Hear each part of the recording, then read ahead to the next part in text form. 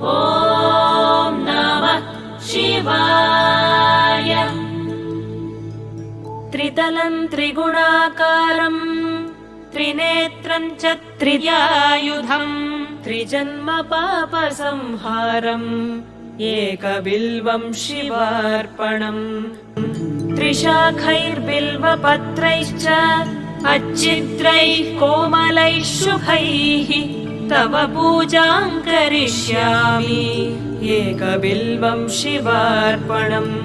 सर्वत्रैलोक्यकर्तारं सर्वत्रैलोक्यपालनं सर्वत्रैलोक्यहर्तारम् एकबिल्वं शिवार्पणम्। नागाधिराजवलयं नागहारेण भूषितं नागकुण्डलसंयुक्तम् एकबिल्वम्